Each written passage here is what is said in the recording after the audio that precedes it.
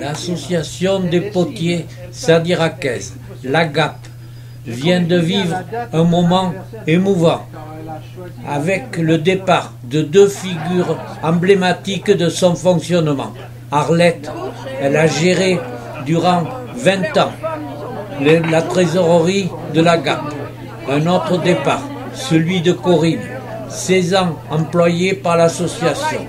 L'ancien président de l'AGAP, Jérémy Coleman, lors d'une petite fête, a croqué avec des mots d'artistes les portraits d'Arlette et de Corinne. Elle n'entend pas. Dans un premier temps. Bon, je me mets là, c'est mieux. Bien sûr, elle est rapidement attirée. Arlette. C'est moi. Arlette est un monument. Ça commence très bien. J'ai maigri.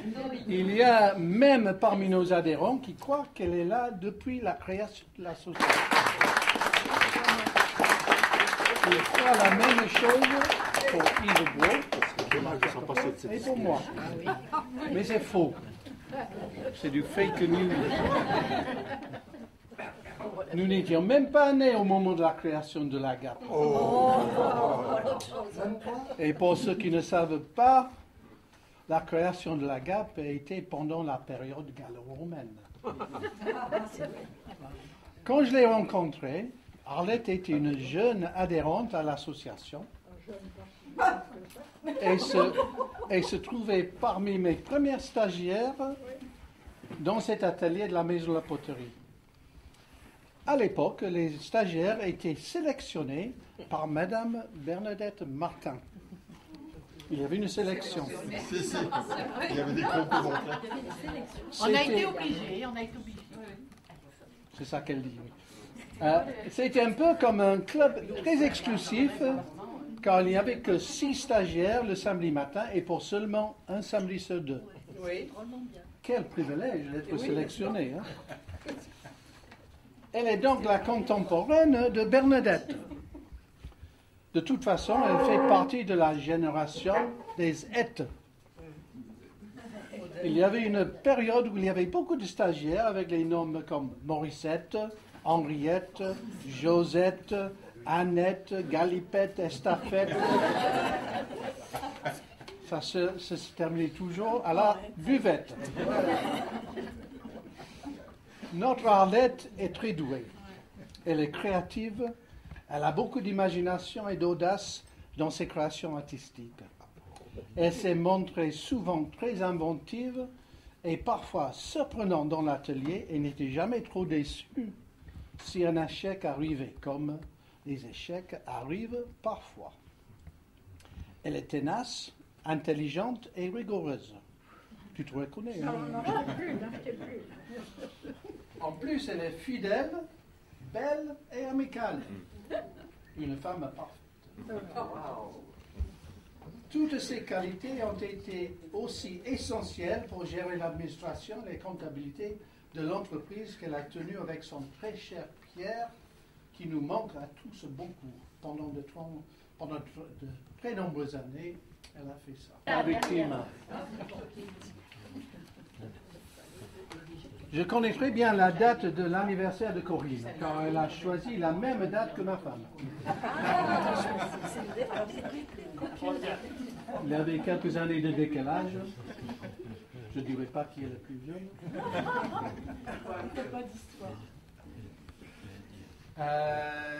Oui, elle est arrivée sur la planète Terre à Bordeaux le 16 septembre. Mais voilà, je ne vous donne pas l'année.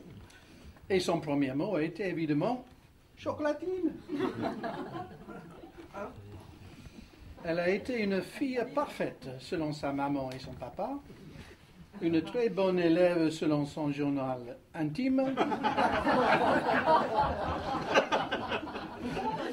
Et comme elle a toujours voulu devenir très riche, avec une vie de luxe dans une énorme maison avec des dizaines de servantes, elle a fait des études en économie et gestion.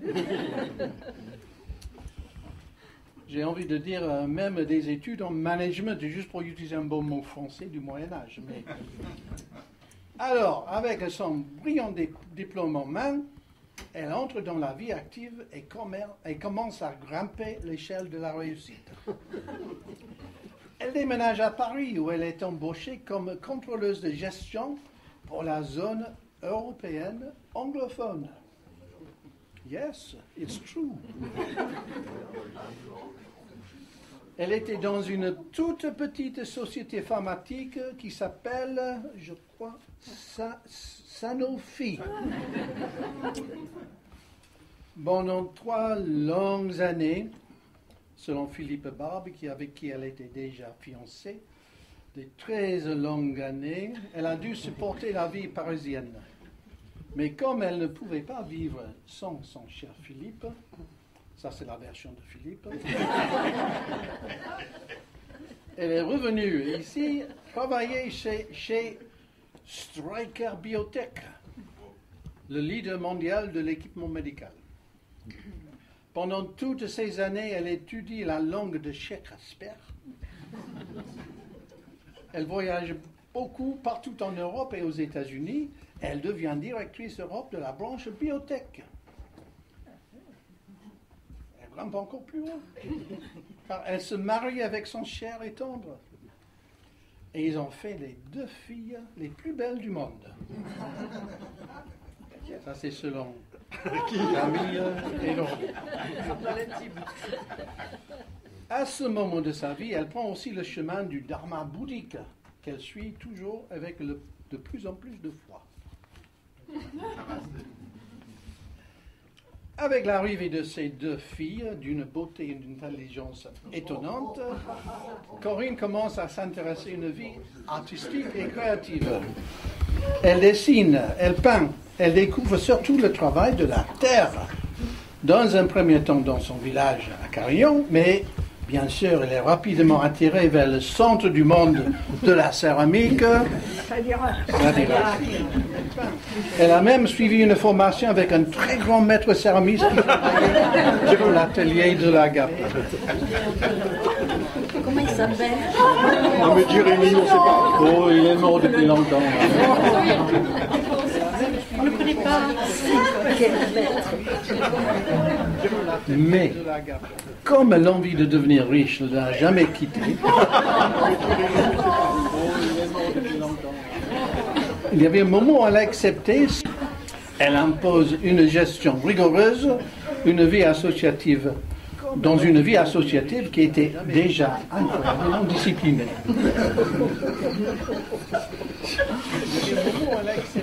Sans hésitation. Sa maîtrise de la langue anglaise lui a permis de décrypter et de supporter, surtout, l'humour de son président.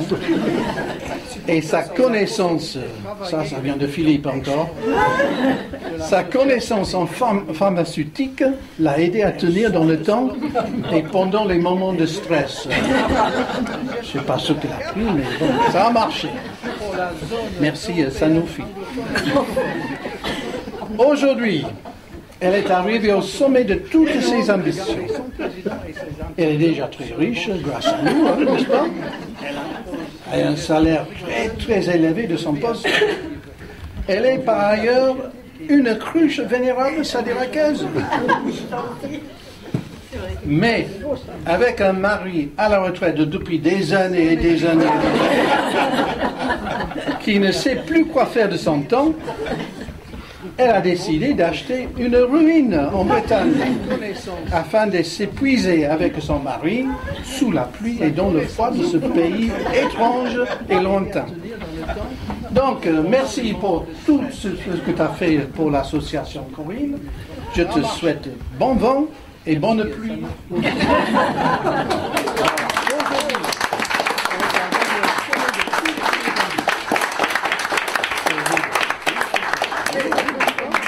Dommage de s'en passer de ce discours.